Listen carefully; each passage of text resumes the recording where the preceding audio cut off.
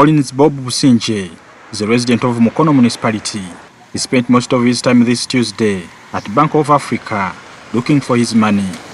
My name is called Collins Businje Bob, and I work with RIM Uganda. I'm a data entrant and auditor general in RIM Uganda, KFAUS. Since morning, I've been working from Mukono to town. I'd come to Bank of Africa to withdraw some money so that I can also get for my family what to eat. Unfortunately, the bank didn't open today, and we are told that the bank may open tomorrow. They are also not sure whether it will open or not. So I have moved around all Kampala branches, and there are no banks open. So I've decided to move back to Mukono.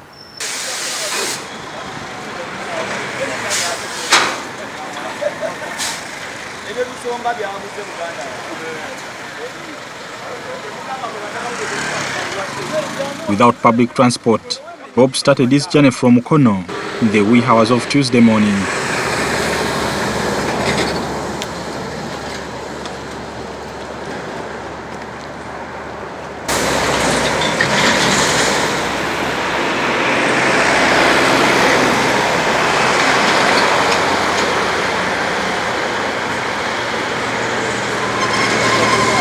Yeah, well, I moved with my wife. She's there seated. Yes. How long did it take you from Mukono to Kampala? What time did you start working? I started moving at 8 a.m. So I reached in Kampala when it's going to 11 a.m. So I've been in Kampala up to now, and I haven't tasted anything. Yeah, so I'm moving back. Bob and wife, however, went back without any money.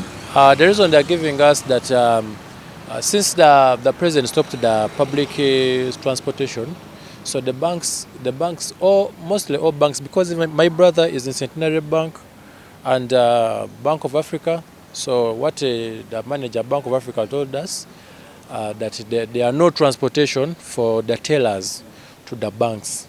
So they stay very far, so they cannot walk to work. So they have told us we should wait. They organize some transportation for them, maybe tomorrow, but it has been very hard. According to yesterday's amendments for the president. So that's it. So we are suffering. Yeah, the only hope we had, it is the bank. Yeah. So I'm going back home. Everyone is going to look at me. No food. No food. The only hope I had, it's the bank, because my boss sent money in the bank. So there's no food now for today.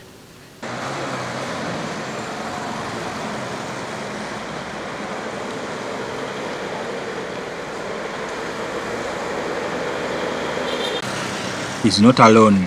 At Centenary Bank, clients were seen stranded without any communication of closure.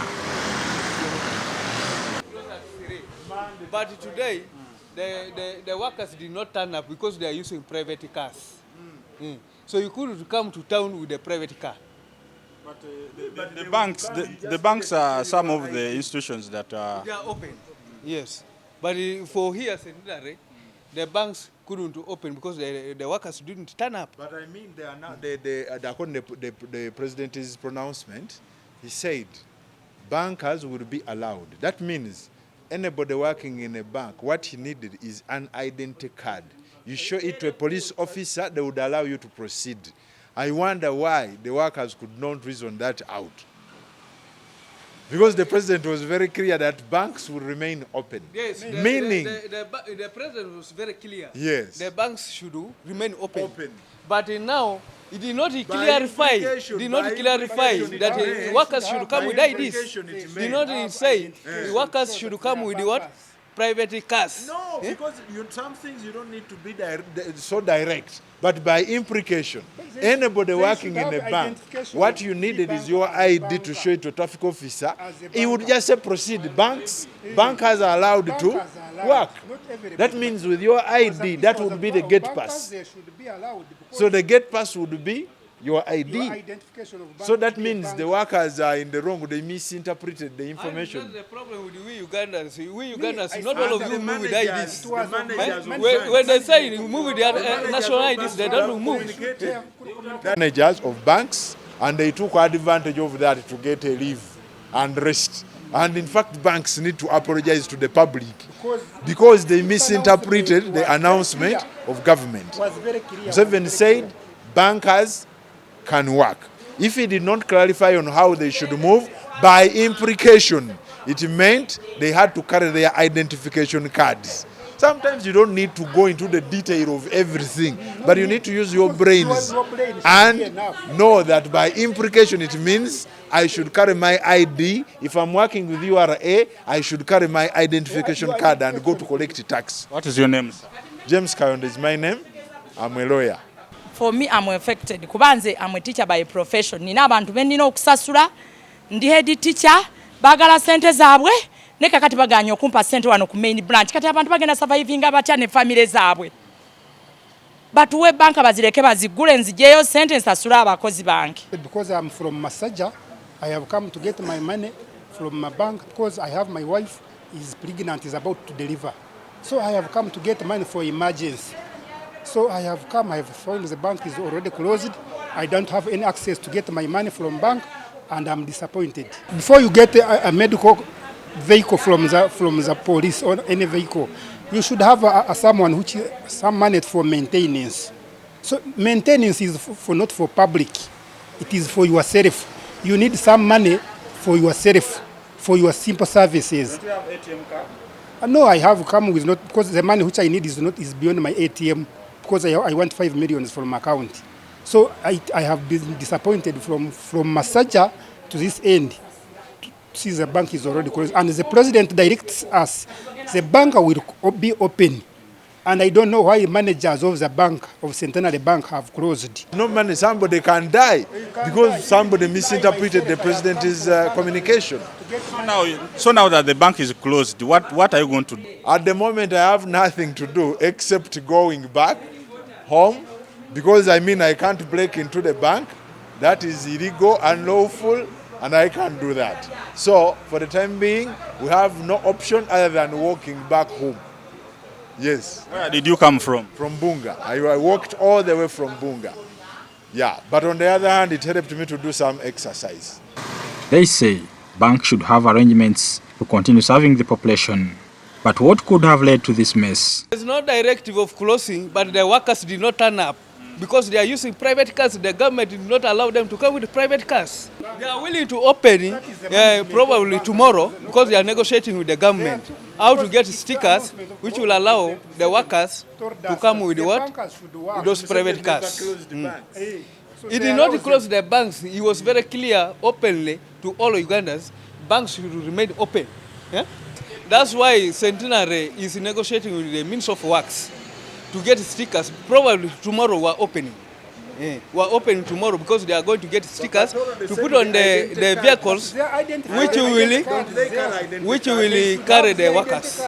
For me, in fact, I would urge government that if they could allow at least somebody to drive his private vehicle alone, that is a bit okay.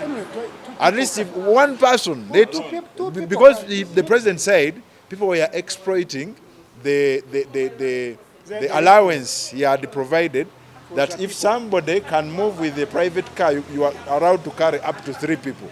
People abused it, and we are failing people, charging them a lot of money. Now, what the government needed to do is to allow at least private vehicles to move with one person, the driver, driving his vehicle. But otherwise now everything is at a standstill.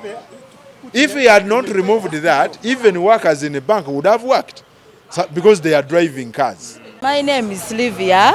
Yeah. Where are you going? I'm going to the bank right now. You see, they delayed in paying us, but we don't know whether even those people will find the bank open. And we have to foot up to Chireka, DFCU branch in Chireka. I have a sick patient. My mom has been sick for 7 months, 7 years. She got a pressure attack. Now, every time when the pressure is high, we have to take her to the hospital. The means of transport now that has been stopped by the president, now nothing to do. So I'm stranded from there. Also walking has affected him because per now I'm sick. If I have malaria since Sunday. Now I'm walking up to Chireka and I have to come back. It was business as usual at Equity Bank, only that there were slow services, as customers were told to observe social distance in the banking halls. Owing to the past week's indiscipline among the public, the president imposed a 14-day movement lockdown, with a few exceptions, including cargo transport and essential services, including food, medical, and health supplies.